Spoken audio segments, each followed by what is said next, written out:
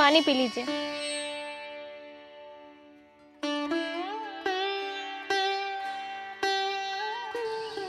तो क्या सोचा है आपने?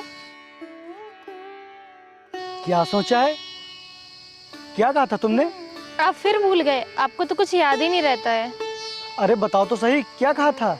मैंने आपसे कितनी बार बोला है कि मुझे आगे की पढ़ाई करनी है, मुझे अपना सपना पूरा करना है और मेरा सपना है कि मैं एसडीएम बनूं, लेकिन आप तो कुछ ध्यान ही नहीं देते हो। आपने वादा किया था कि आप शादी के बाद मुझे पढ़ाएंगे, लेकिन आपने अपना वादा पूरा नहीं किया। आप हर बात भूल जाते हो। मैं भूलता कुछ भी नहीं हूँ ज्योति, और तुम तो अच्छी तरह से जानती हो कि मेरी हैसियत तुम्हारे सपने पूरे करने की इजाज़त नहीं देती है। और ज्योति, जब मैं पूरे दिन भर कड़ी मेहनत से काम करता हूँ तब जाके कहीं घर का चूल्हा जलता है, और भला मैं इस हालत में तुम्हें कैसे पढ़ा सकता हूँ? ज्योति, अब तो भैया भी साथ नहीं देते हैं। जब से अलग हुए हैं तब से दिक्कतें और बढ़ गई हैं, और इस पढ़ाई में तो बहुत ही खर्चा आएगा। तुम्हारा एडमिशन कराना होगा, किताबें लानी होंगी, तुम्हें कोचिंग ज्वाइन कराना होगा। ज्योति, इतने पैसे मैं कहाँ से लाऊंगा? ये सब सपने अमीरों के लिए होते हैं, हम जैसे गरीबों के लिए नहीं। काश मैं आज अपने मम्मी पापा के पास होती तो वो मेरा सपना ज़रूर पूरा कराते, लेकिन अब मेरी शादी हो गई है, मैं तो आपसे ज़बरदस्ती भी नहीं कर सकती। किसी ने सच ही कहा है कि बेटियां माँ बाप के घर में रानियां बन के रहती हैं और पति के यहाँ नौकरानियां बनकर। रुको ज्योति, तुम्हें पढ़ाई करनी है ना? हाँ। तो फिर आज से तुम लग जाओ अपने सपनों की दौड़ में, और इस दौड़ में तुम इतने आगे निकल जाओ कि तुम्हें कोई पा ही ना पाए। और मैं आज से दिन रात मेहनत करूंगा तुम्हें एसडीएम बनाने के लिए, और मुझे इसके लिए चाहे जो भी कीमत चुकानी पड़े चुकाऊंगा, लेकिन तुम्हारा ये पति तुम्हें एसडीएम बनाकर ही रहेगा। सच? हाँ, सच। आलोक, तू पागल हो गया है? गांव के लोग सुनेंगे तो क्या कहेंगे? शादी के बाद लड़कियों को घर गृहस्थी में ही जीवन बिताना चाहिए। भैया, ये तो गलत है ना। जब हम लड़कों को शादी के बाद पढ़ने का हक होता है तो फिर लड़कियों को क्यों नहीं? क्या वो इंसान नहीं है, या फिर उनको अपने सपने पूरे करने का अधिकार नहीं है? भैया, मैं आपसे पैसे उधार के तौर पर ले रहा हूँ, मैं आपका एक एक पैसा चुका दूंगा।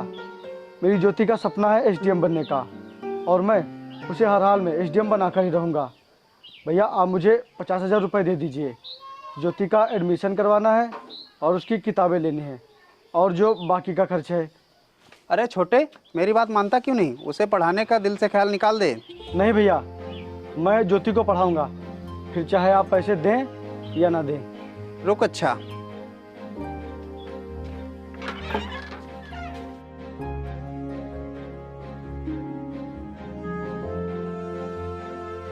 ये ले, तू मेरा छोटा भाई है, तुझे मना भी नहीं कर सकता।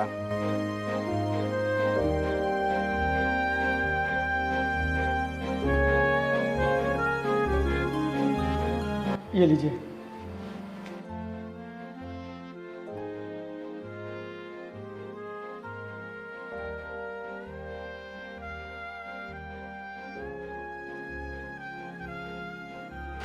ये लीजिए, आप कल से यूपीएससी की कोचिंग ज्वाइन कर सकते हैं। चलो। ज्योति, जल्दी से आओ, नहीं तो तुम्हें कोचिंग के लिए देर हो जाएगी। आ गई, बस टिफिन पैक कर रही हूँ। अरे आ गई, आओ बैठो।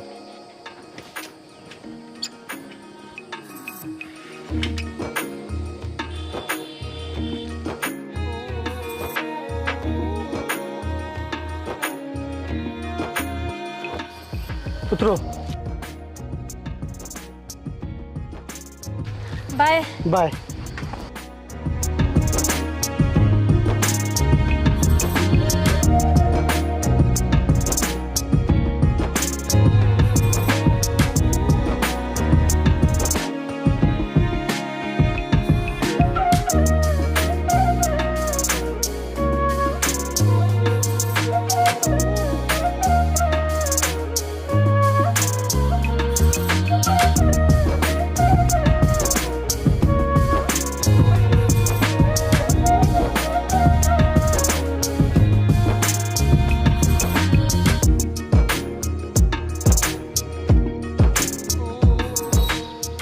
चलिए जी। आओ आओ बैठो।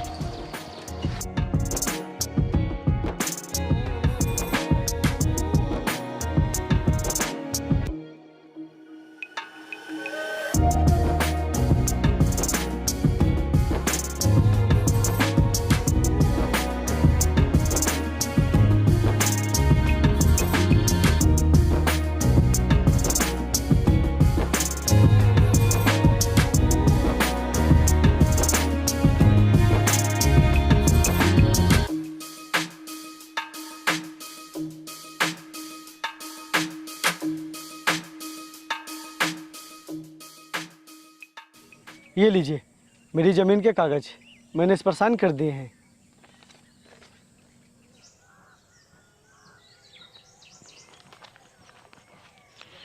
ये लो पैसे।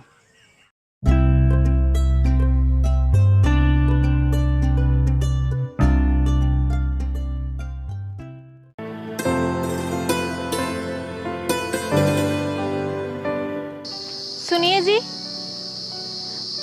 वो सर ने फीस मंगाई है, 1 महीना पूरा हो गया है ना, इसलिए।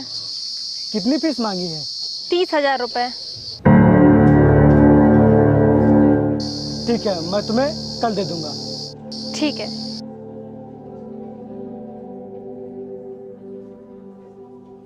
यार मैं भैया से भी पैसे ले चुका हूँ, अगर अब उनसे मांगूंगा तो वो भी पैसे नहीं देंगे।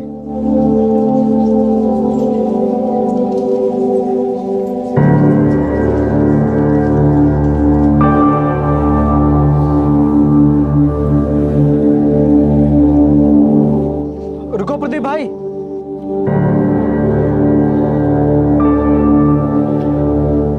क्या हाल है भाई? ठीक हूँ भाई, और बता तू कैसा है? मैं भी ठीक हूँ भाई। वो आपसे एक काम है। क्या बात है, बोल। भाई वो मुझे 30,000 रुपये चाहिए थे। 30,000 रुपये? लेकिन तू इतने पैसे क्या करेगा? ना तो तेरे में कोई बुरी आदत है और ना ही तेरे पे किसी का कर्जा है, तो फिर तू इतने पैसे क्या करेगा? यार मेरी बीवी पढ़ाई कर रही है, उसका सपना है कि मैं एसडीएम बनूं और मैं उसका सपना पूरा करना चाहता हूं। क्या भाई, तू अपनी बीवी को पढ़ा रहा है? हाँ, क्यों? अरे भाई, शादी के बाद कौन पढ़ाता है? और वो खुद देख रही कि तेरी हालत क्या है, फिर भी उसने इतना बड़ा सपना कैसे देख लिया? और तू भी जानता है कि तू दिन रात मेहनत करता है और तब जाके तेरे घर का चूल्हा जलता है, तो फिर तूने उसे पढ़ाने के लिए हाँ कैसे कर दिया? देख भाई, वो यहाँ से जाएगी और वहाँ अय्याशी करेगी, तेरे पैसे फिजूल में खर्च करेगी, इसलिए उससे बोल ये पढ़ाई वढ़ाई छोड़े और घर के काम देखे। भाई मेरी बीवी पढ़ने में बहुत अच्छी है और उसका बचपन से ही सपना है कि मैं एसडीएम बनूं, इसलिए मैं उसका साथ दे रहा हूं। और हाँ, मुझे उसके ऊपर पूरा भरोसा है कि वो एसडीएम जरूर बनेगी, वो अपना सपना जरूर पूरा करेगी। वो बात तो ठीक है भाई, लेकिन तू ही ज़रा सोच, अगर कल को एसडीएम बन गई फिर तो वो किसी ऑफिस में रहेगी और तू यहाँ गांव में रहेगा, फिर तो उससे मिल भी नहीं पाएगा और तुझे मिलने के लिए उससे परमिशन लेनी पड़ेगी, बात तक नहीं कर पाएगा तू उससे, और वो 4 अधिकारियों के बीच में बैठेगी, तू बस देखता रह जाएगा। देख भाई, तू मेरी बीवी के बारे में ऐसी बातें मत बोल। अगर तुझे पैसे देने हैं तो दे, नहीं तो रहने दे। ठीक है भाई, जैसी तेरी मर्जी। अब तू बचपन का दोस्त है, तुझे मना भी नहीं कर सकता।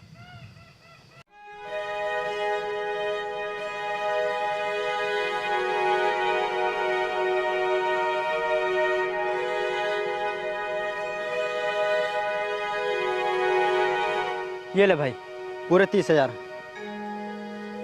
भाई मैं हमेशा तेरा एहसान मानूंगा।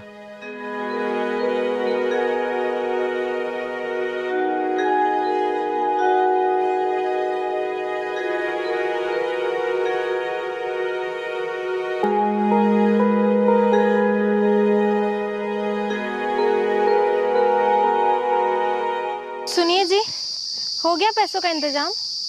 हाँ हो गया, आओ चलो। चलिए।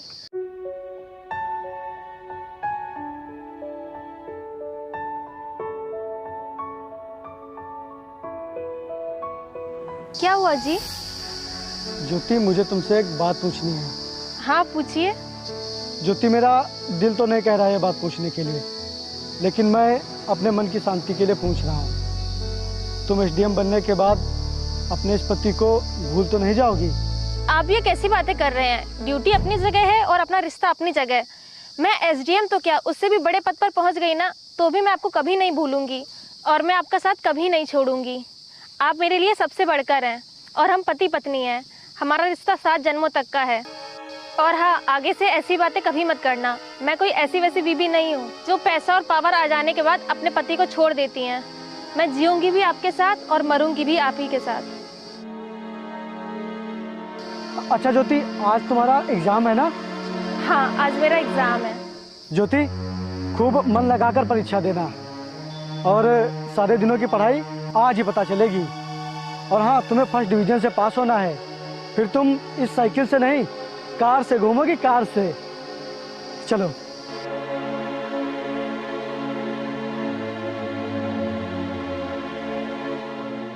ज्योति, ज्योति, ज्योति, ज्योति, ज्योति। अरे अरे, आराम से, इतना खुश क्यों हो रहे हो?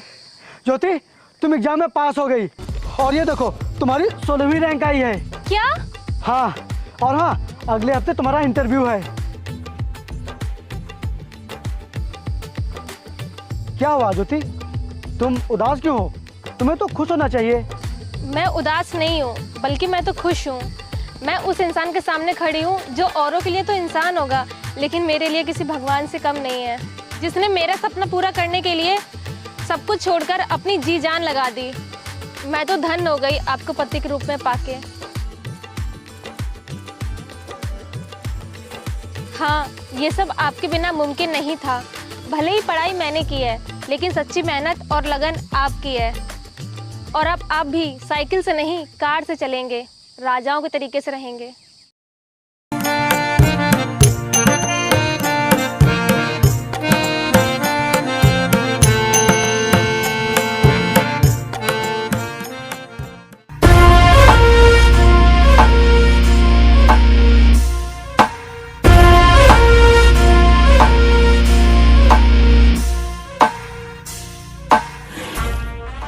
हेलो।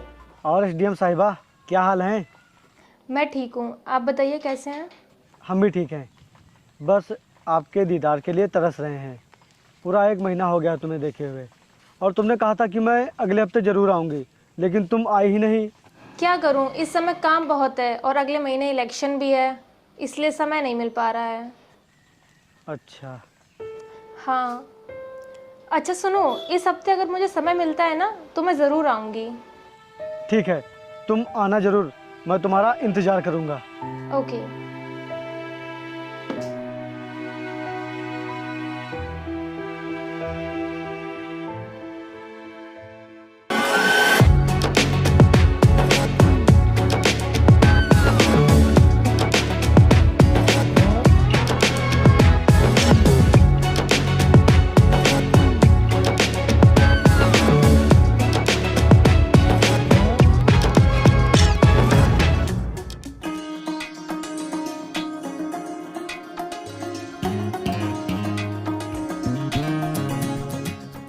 अरे ज्योति, आ गई तुम?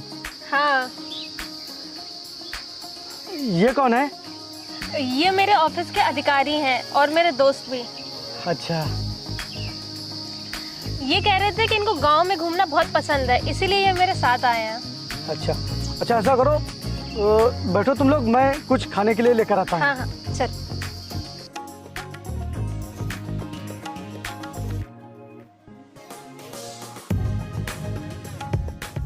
ज्योति, ये तुम्हारा पति है?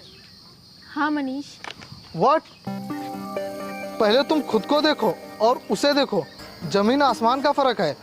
तुम वहाँ मखमल के गद्दे पर बैठने वाली और ये झोपड़पट्टी में रहने वाला। ज्योति, अगर अपने डिपार्टमेंट में ये बात पता चलेगी तो तुम्हारी कितनी बेइज्जती होगी।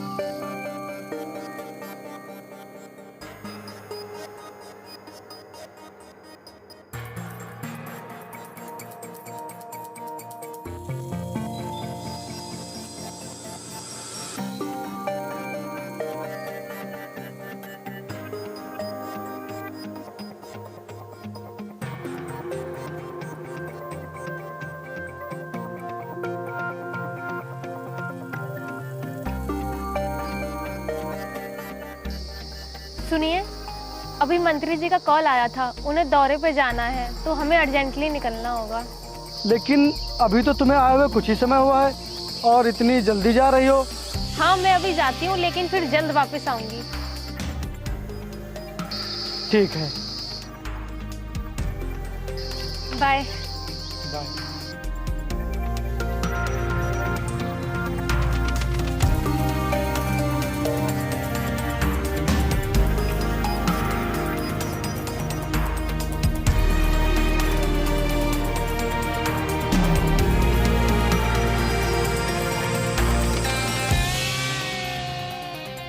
मनीष रुको जरा, आलोक का कॉल है, मैं तुमसे बाद में बात करती हूँ, ठीक है? हाँ जी। ज्योति, अब कब आओगी तुम? मुझे अब 5-6 महीने टाइम नहीं मिलेगा, यहाँ बहुत ही काम है। अच्छा, ऐसा करता हूँ, मैं ही आ जाता हूँ तुमसे मिलने। तुमसे मिलने का बहुत ही मन कर रहा है यार। मुझे खाना पीना कुछ नहीं अच्छा लग रहा है। नहीं नहीं, आप ऑफिस मत आइए, क्योंकि यहाँ पे बहुत ही काम है और मैं आपको समय नहीं दे पाऊंगी, तो मुझे अच्छा नहीं लगेगा। अच्छा, ऐसा करता हूँ, मैं तुम्हारे होटल वाले रूम पर आ जाता हूँ, वहाँ तो समय मिल ही जाएगा। वहाँ नहीं, वहाँ मुझे बिल्कुल भी टाइम नहीं मिलेगा, क्योंकि आज रूम पर कुछ अधिकारी आ रहे हैं मीटिंग के लिए। यार ज्योति, तुमसे मिलने का बहुत मन कर रहा है। मैं समझ सकती हूँ, लेकिन मैं आपको बिल्कुल टाइम नहीं दे पाऊंगी अभी, इसके लिए सॉरी। अच्छा सुनो, मैं अगले हफ्ते आने का ट्राई करूँगी। ठीक है। ओके। हाँ मनीष। ये पिछले 4-5 महीनों से कह रही है कि मैं अगले हफ्ते आऊँगी, अगले हफ्ते आऊँगी, लेकिन आती नहीं है। ऐसा करता हूँ, मैं उससे जाकर होटल वाले रूम पर मिल ही आता हूँ, वो भी बहुत खुश हो जाएगी मुझे देखकर।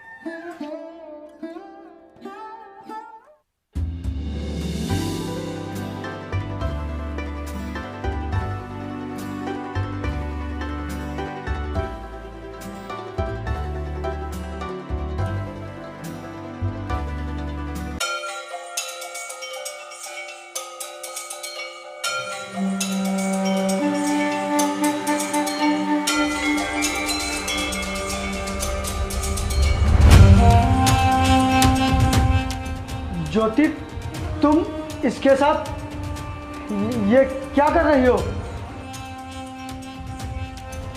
ज्योति, मैं आता हूँ। तुम कहाँ जा रहे हो? रुको रुको मनीष। रुको, रुको।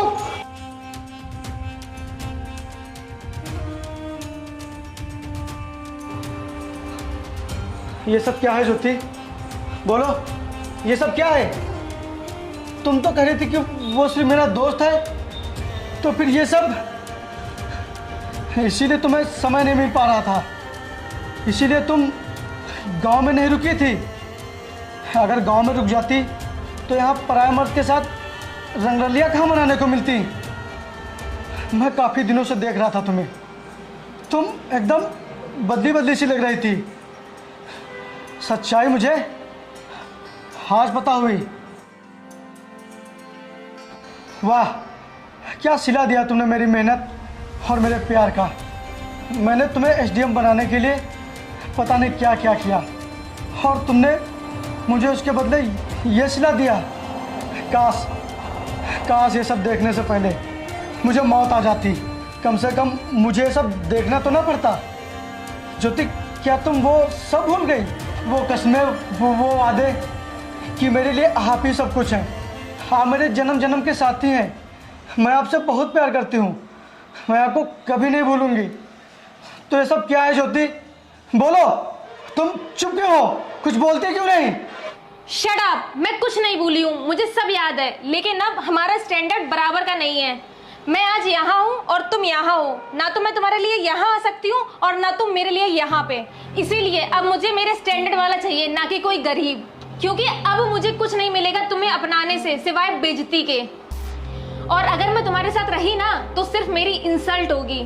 और भला मैं तुम्हें अपने ऑफिस में क्यों बुलाती, 4 अधिकारियों के सामने अपनी बेइज्जती कराने के लिए कि एक गांव का गवार एक एसडीएम का पति है? आज जिंदगी ने मुझे बहुत बड़ा सबक सिखा दिया है। मैंने जिसके लिए इतना सब कुछ किया, आज उसी ने मुझे अकेला छोड़ दिया। लोग कहते हैं कि बेटी बचाओ बेटी पढ़ाओ, लेकिन ये बिल्कुल गलत है।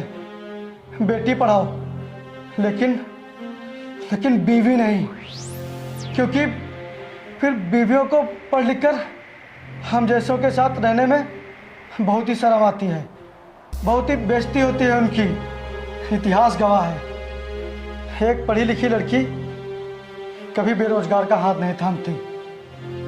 आज मैं अंदर से इतना टूट गया हूँ कि शब्दों में बयान नहीं कर सकता। ये तो सिर्फ मेरी आत्मा ही जान सकती है।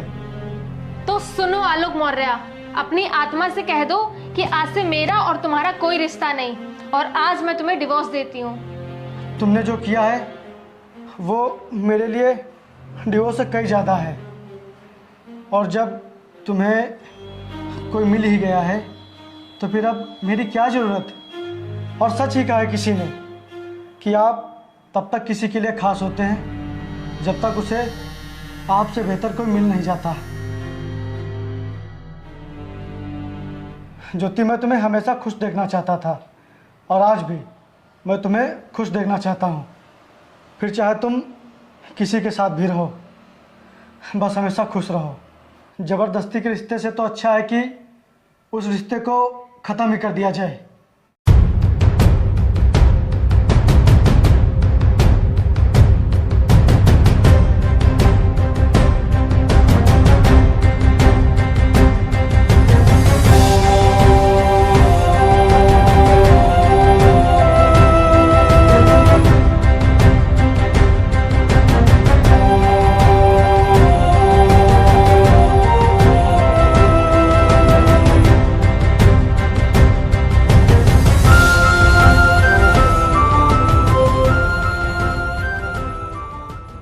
मैडम, जहाँ तक आपकी नज़र जा रही है, ये सारी ज़मीन सरकार की नज़र में खाली पड़ी हुई है, और ये सारी ज़मीन मेरी हो सकती है सिर्फ आपके एक साइन से। लेकिन इस जमीन पर तो सरकारी अस्पताल और स्कूल बनना है, तो मैं इस पे साइन कैसे कर दूं? मैडम, अगर आप चाहें तो स्कूल और अस्पताल कहीं और भी बन सकते हैं, ये तो सब आपके हाथ में है। इसका मतलब है मैं गरीबों के साथ गलत करूं? अरे मैडम, अगर आप इस तरह गरीबों का भला करेंगी तो हम लोग अपना बैंक बैलेंस कैसे भर पाएंगे। ये सौदा आपके लिए बहुत सही रहेगा मैडम, और इस काम के लिए मैं आपको मुंह मांगी कीमत दूंगा। साइन कर दो ज्योति, ये बहुत बड़ा बिजनेसमैन है, इससे हमारा बहुत ही फायदा होगा। अच्छा, तो तुम मुंह मांगी कीमत दोगे? जी हाँ। अच्छा, तो मुझे इस काम के पूरे 70 लाख रुपए चाहिए। Okay, done.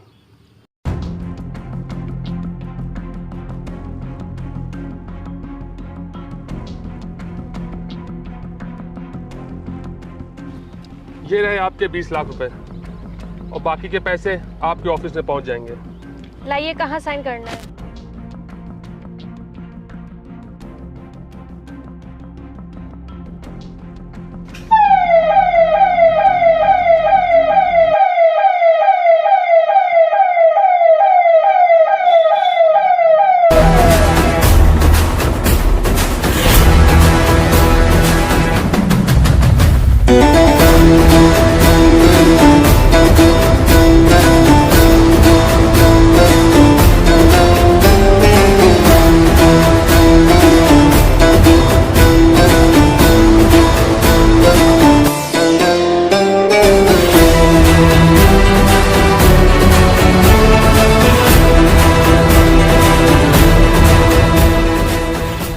You are under arrest. तुम कौन होते हो मुझे अरेस्ट करने वाले? और ये किराए की गाड़ी और आदमी लेकर तुम मुझे डराने की कोशिश कर रहे हो। तुम्हें पता है मैं कौन हूँ? एसडीएम हूँ मैं, पूरा पावर है मेरे पास।